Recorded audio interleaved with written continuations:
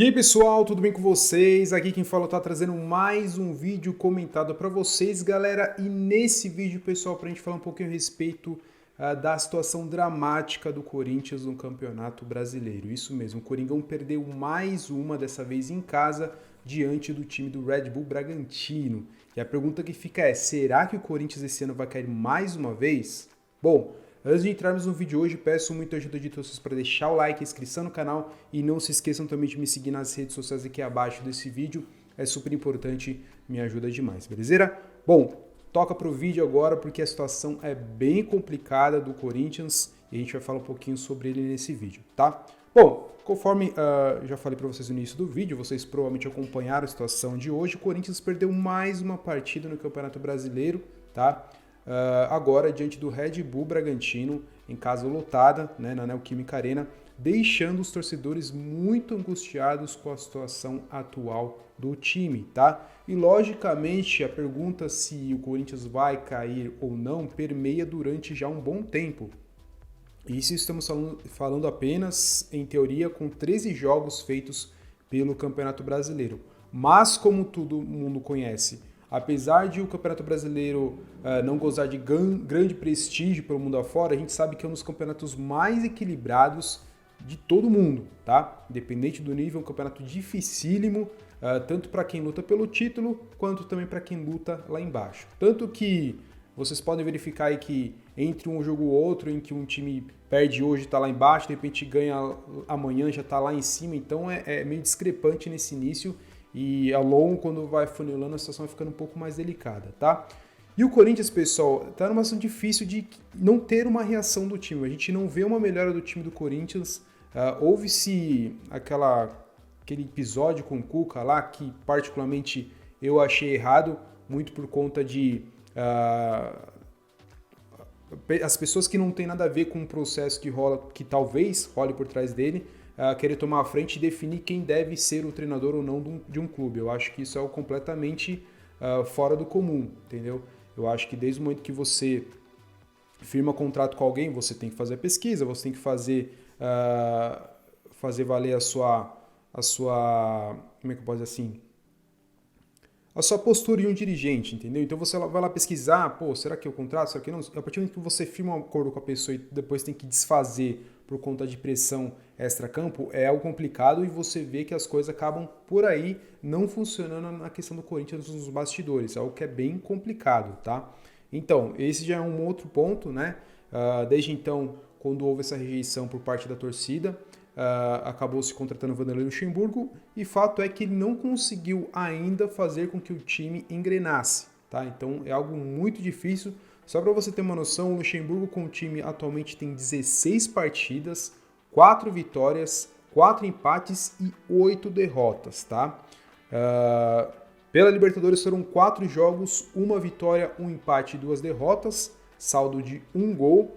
Já no Brasileirão foram até o momento 10 jogos, 2 vitórias apenas, pessoal, 3 empates, 5 derrotas. Um saldo de gols pelo menos está, na verdade, está negativo em menos 4. Libertadores está em negativo menos 1.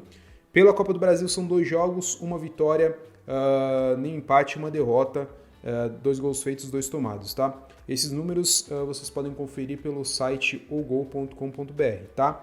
Totalizando ali, né, 16 jogos, 4 vitórias, 4 empates, 8 derrotas, tá? Tem saldo de gols de menos 5, tá? Então a situação do Corinthians está bem complicadíssima. Eu fiz um comparativo aqui para vocês, nessa visão aqui da 13ª rodada do Corinthians, que ele está com 12 pontos. Se você fazer um comparativo do que foi em 2007, o ano do descenso, em que o time tinha os mesmos 13 jogos, o Corinthians naquela época ocupava a 15ª colocação com 17 pontos, a mesma 15ª atualmente, só que aqui atualmente 5 pontos a menos, tá? Então, nessa edição aqui do Brasileiro de 2023, são 12 pontos, já no 2007 com os mesmos 13 foram 17 pontos, ambos na 15ª colocação, tá?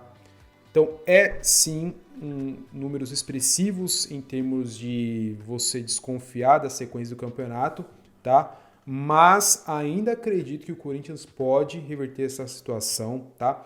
Tem jogos ainda a acontecer no momento em que eu gravo esse vídeo, em que pode jogar o Corinthians para a zona de rebaixamento novamente. Então, ele vai depender de uma combinação de resultados, mas tem que se abrir o olho, pessoal. Obviamente, a grande parte desse processo que a gente está enfrentando vai muito por conta dos bastidores, né, de um presidente, do gerente ali também de futebol, né, o Duílio e o Alessandro, que para mim, acho que até mesmo para os corintianos, vão ter feito um bom trabalho à frente do clube, tá? Faz contratações que não surtiram efeito, tá? Um Júnior Moraes, que particularmente não sei a que veio, alguns medalhões que até hoje não deram retorno.